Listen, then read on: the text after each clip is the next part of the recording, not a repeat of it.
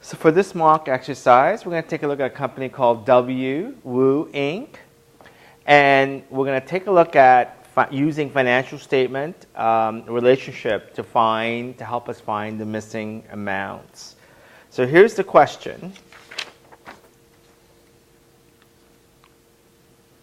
So we are given a financial statement of Woo, and we're asked to calculate these missing information. So 1, 2, 3, 4. So cash is missing. Total asset is missing. Okay. And common shares, retained earnings are missing.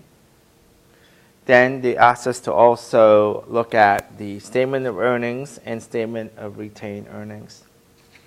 So the first thing I would do is I would look at these three statements, and quickly I need to always look at the statement of retained earnings first, because this is the first statement we normally have to prepare, because the bottom line net earnings, as we saw in previous videos, it's going to help us with total earnings, helps us to prepare the statement of retained earnings. So let's take a look.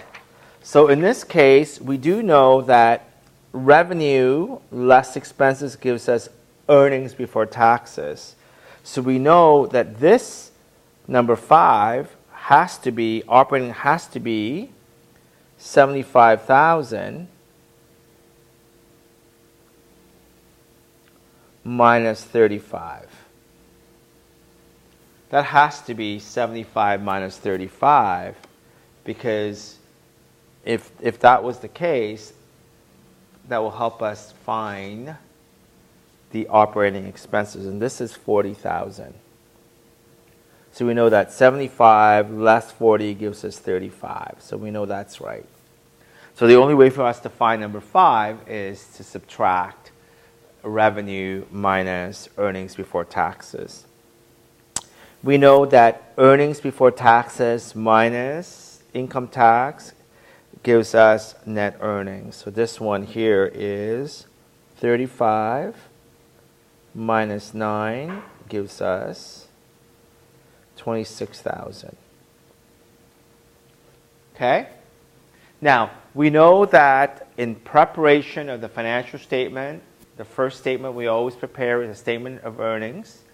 And this net earnings is the number that we need to help us complete the statement of retained earnings. So we know that this is number 7, isn't it? Okay, so this has got to be 26,000. That's the earnings. Now, we are given the ending of the year retained earnings. So to calculate the dividend, it has to be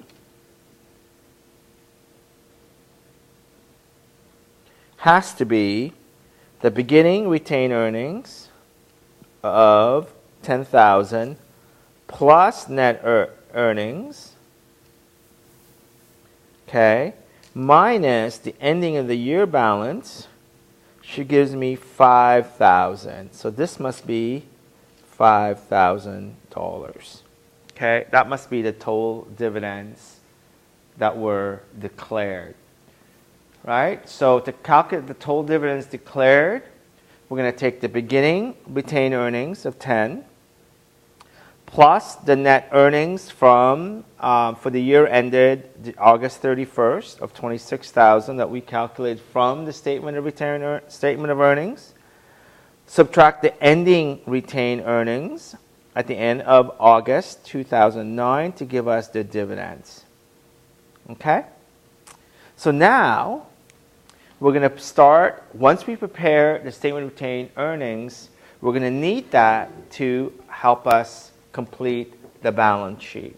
So first of all, we do know that the 31,000 has to be the retained earnings for number 4.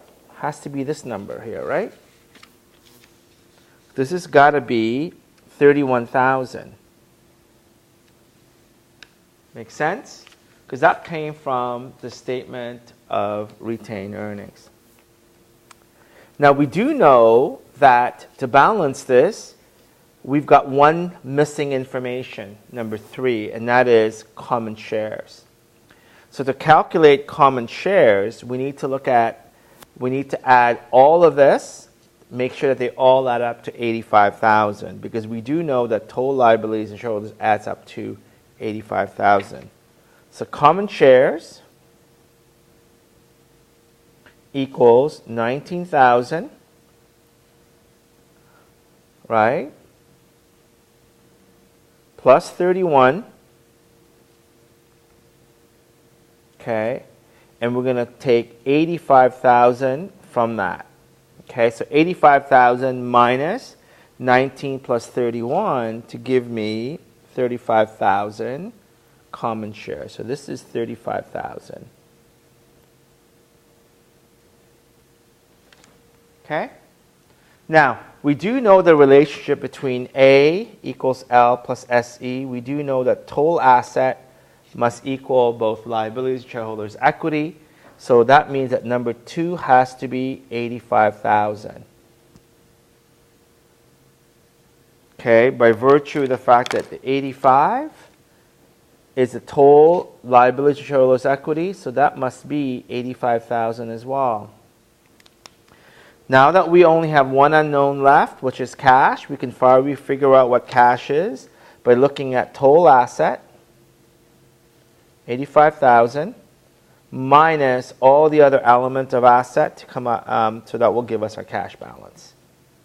Minus 20 plus 15 plus 45 to give me a $5,000 total cash. So this is 5,000.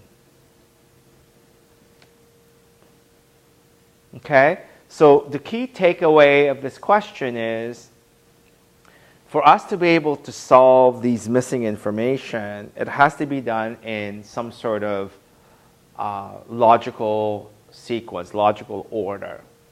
And in preparing a financial statement, the first statement you need to always complete is a statement of earnings. And here we're able to figure out 2 missing information from the statement of earnings.